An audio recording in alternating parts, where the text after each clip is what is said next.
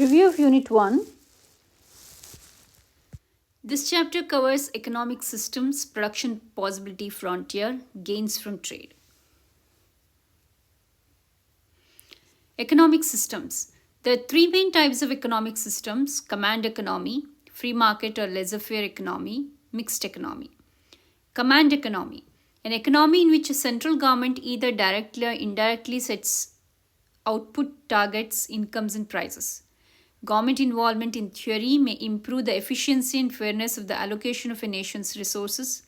At the same time, a poorly functioning government can destroy incentives, leads to corruption, and result in the waste of society resources. Central planners often have little understanding of local conditions. Because of this, their economic decisions are frequently misguided or wrong. Also, workers often have little motive to improve their productivity since they know they will be paid the same wages regardless of their output. And because there is no private property, there is no motivation for workers to use resources wisely. Centrally planned economies often set prices well below those that would be established in a market system. As a result, command economies face shortages. North Korea and Cuba are current examples of command economies. Before the collapse of communism in Europe, countries such as Soviet Union, Poland, and East Germany also were command economies. Socialism, an economic system in which the government owns some of or all of the factors of production, developed from the idea of Marx. Communism, a more extreme form of socialism in which there is no private ownership of property and little or no political freedom, also grew out of Marx thinking. Essentially, it is authoritarian socialism. An authoritarian system requires absolute obedience to authority. Free market economy. A free market economy is based on individual choice, not government directives. In other words, in this system, consumers and producers drive the economy. It is characterized by consumer sovereignty. Consumers ultimately dictate what will be produced or not produced by choosing what to purchase or what not to purchase. Businesses rise and fall in response to consumer demands. No central directives or plan is necessary. Consumers are free to spend their money as they wish, to enter into business or to sell their labor to whomever they want. Another important feature is free enterprise, means the freedom of individuals to start private businesses in search of profits.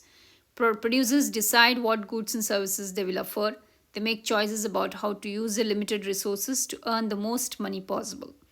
Market economy is also characterized by specialization, which encourages efficient use of resources by allowing people and businesses to specialize in what they do best.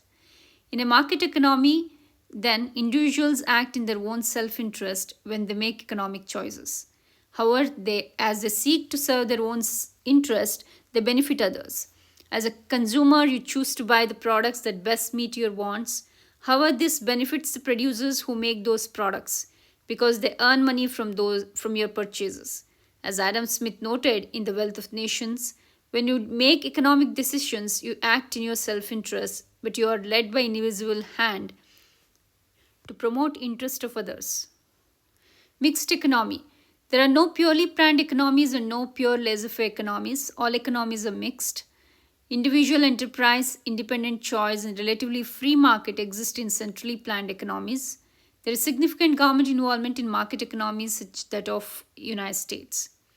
The United States is basically a free market economy, but government purchases accounted for just over 20% of the country's total production in 2010. Governments in the United States, local, state, and federal, directly employ about 14% of all workers, 15% including active duty military. They also redistribute income by means of taxation and social welfare expenditure, and they regulate many economic activities.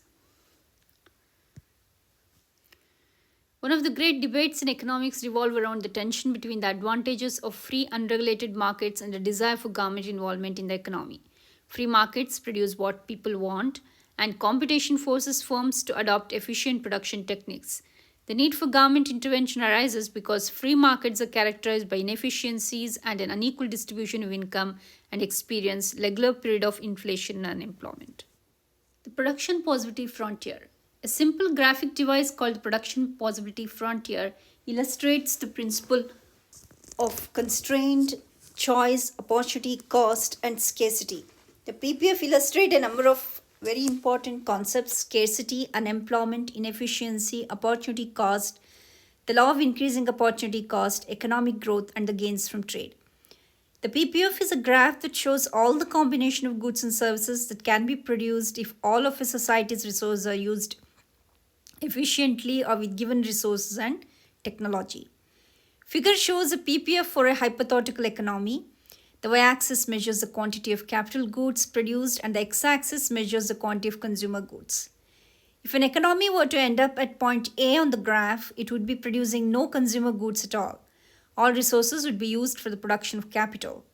If an economy were to end up at point B, it would be devoting all its resources to the production of consumer goods and none of its resources to the formation of capital.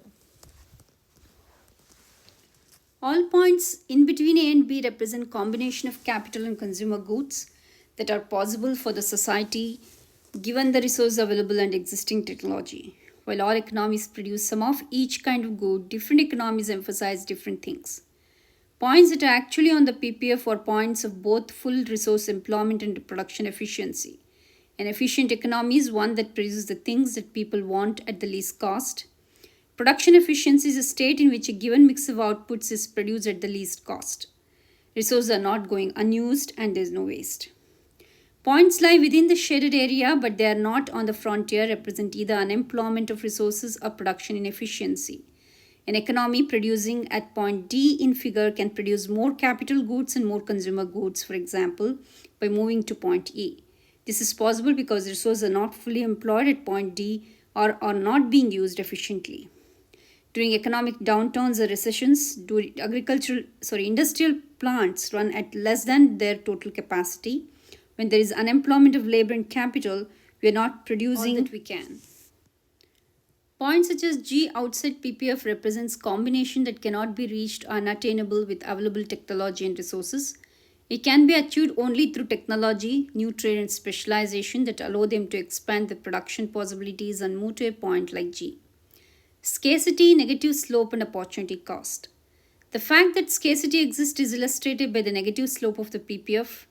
Because the society's choices are constrained by available resources and existing technology, when those resources are fully and efficiently employed, it can produce more capital goods only by reducing production of consumer goods. The opportunity cost, the additional capital, is the foregone production of consumer goods. It is shown moving from point E to point F in figure. Capital production increases by 800 minus 500 is equal to 250 units, a positive change. But the increase in capital can be achieved only by shifting resources out of the production of consumer goods. Thus, consumer goods production decreases by 1300 minus 1100 is equal to 200 units, a negative change. The value of the slope of the society's PPF is called the marginal rate of transformation or MRT. In figure, the MRT between points E and F is simply the ratio of the change in capital goods, a positive number, to the change in consumer goods, a negative number. Increasing opportunity cost and bow-shaped PPF. Every choice along the PPF involves a trade-off. We can produce more of any one good or service only if we produce less of some other goods and services. All trade-off involve a cost and opportunity cost. The opportunity cost in action is the highest valued alternative foregone. The outward bow shape of the PPF reflects increasing opportunity cost because resources are not all equally productive in all activities. When the economy moves from the production of good 1 to good 2, then the resources that are specialized in the production of that good 1 will be put in use to produce good 2. These resources may not be specialized in the production of good 2.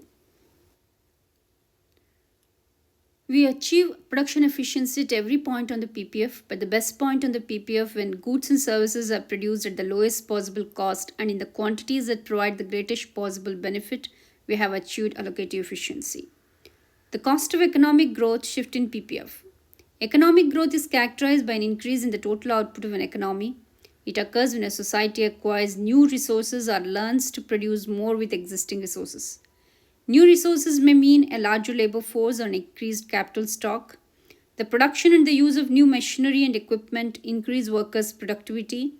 Improved productivity also comes with technological change and innovation, the discovery and application of more efficient production techniques.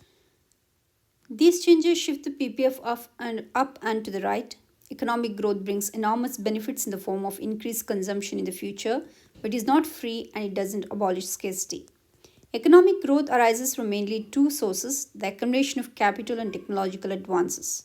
For poor countries, capital is essential. They must build the communication networks and transportation system necessary to develop industries that function efficiently.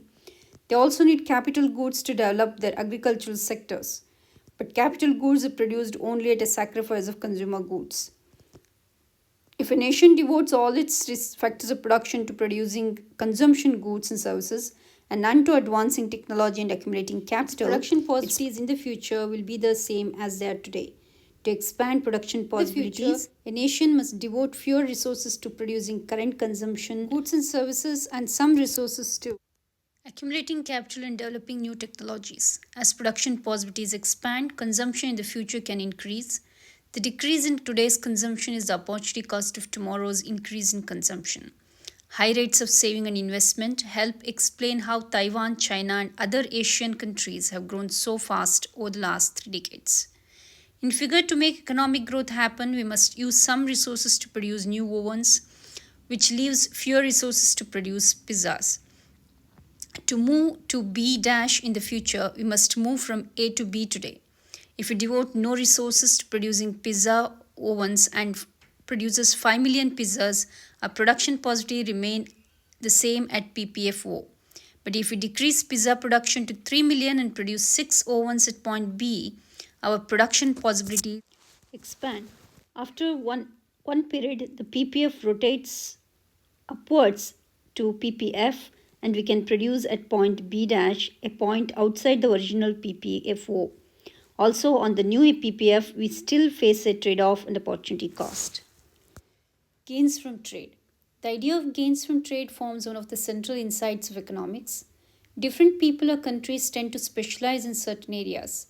Then they engage in the voluntary exchange of what they produce for what they need. Specialization in trade are the key of high living standards. By specializing, people can become highly productive in a very narrow field of expertise. People can then trade their specialized goods for other products, vastly increasing the range and quality of consumption and having the potential to raise everyone's living standards. Absolute advantage and comparative advantage. A producer has an absolute advantage over another in the production of a good or service if he or she can produce using the fewer resources, including time. A producer has a comparative advantage over another in the production of a good or service if he or she can produce the good or service at a lower opportunity cost. Absolute advantage involves comparing productivity, production per hour, whereas comparative advantage involves comparing opportunity costs. A person who has an absolute advantage does not have a comparative advantage in every activity. John Grisham is a better lawyer and a better author of fast-paced thrillers than most people. He has an absolute advantage in these two activities, but compared to others, he is a better writer than lawyer, so his comparative advantage is in writing. Comparative advantage and gains from trade. Here we have taken an example of Liz and Joe's smoothie bar. Let's see their production possibilities in the first column. Liz's production possibility is she takes 2 minutes to produce one smoothie and 2 minutes to produce one salad, and totally in 1 hour she produces 30 smoothie and salad. Now let's see Joe's smoothie bar production possibilities.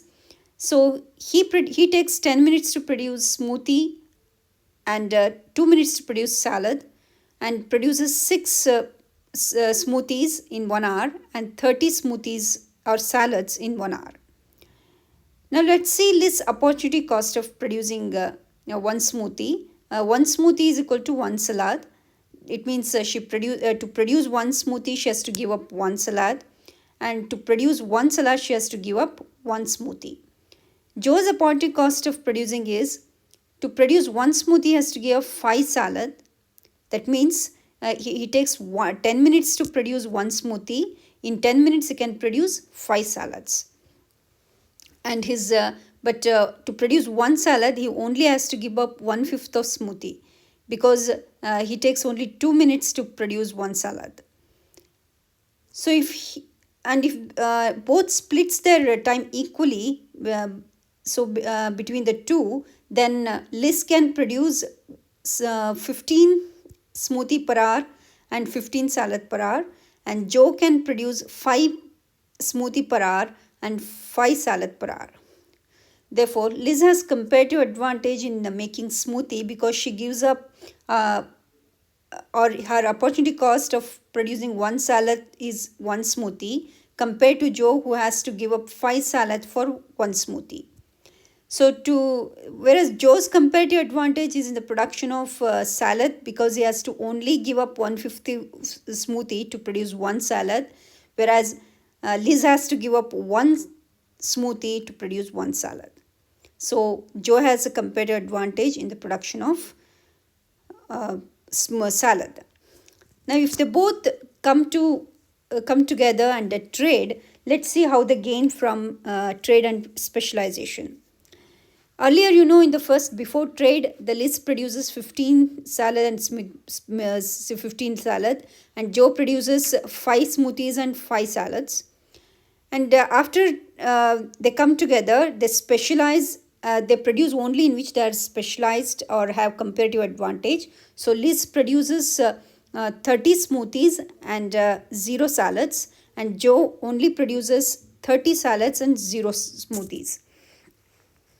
Now, with the trade, the Liz produces 30 smoothies and sells 10 smoothies to Joe, and Joe produces 30 smoothies and he sells 20 to Liz. So, after trade, you can see Liz, before trade, Liz used to produce 15, now she produces 20 smoothies and 15 salads. Now after trade she produces 20 salads. Now Joe before trade used to produce 5 smoothies and 5 salads. After trade he produces, or now he has 10 smoothies and 10 salads. So there is a gain of plus 5 to both of them after trade. This is how in international trade also countries specialize and produces those goods and services in which they have comparative advantage and gain from trade. This is the graphical representation of the example. With trade, Joe has 10 smoothies and 10 salads at point C, a gain of 5 smoothies and 5 salads. Joe moves to a point outside his PPF. With trade, Liz has 20 smoothies and 20 salads. At point C, a gain of 5 smoothies and 5 salads. Liz moves to a point outside her PPF. Despite Liz being more productive than Joe, both of them gain from specializing, producing the good in which they have competitive advantage without extra resources. Chapter summary: 3 types of economic system: command economy, market economy, and mixed economy. In pure command economies, the central authority directly or indirectly sets out targets, incomes, and prices. A market economy is one in which individuals independently pursue their own self-interest without any central direction or regulation. Mixed economy has both features of command and market economy. The production positive frontier is a combination of goods and services that can be produced if all of a society's resources are used efficiently. The negative slope of the PPF indicates a trade-off that a society faces between two goods. The production positive frontier is the boundary between production levels that are attainable and those that are not attainable when all the available resources are used to their limit. Production efficiency occurs at points on the production positive frontier. Along the production positive frontier, the opportunity cost of producing more of one good is the amount of the other good that must be given up. The opportunity cost of all goods increases as the production of the goods increases. Therefore, it is a bow-shaped one. Shifts in PPF takes place when there is economic growth, that is, more production takes place due to technological change and capital accumulation. The opportunity cost of economic growth is foregone current consumption. The benefit of economic growth is increased future consumption. A person has a competitive advantage in producing a good if that person can produce the good at a lower opportunity cost than everyone else. People gain by specializing in the activity in which they have a competitive advantage and trading with others.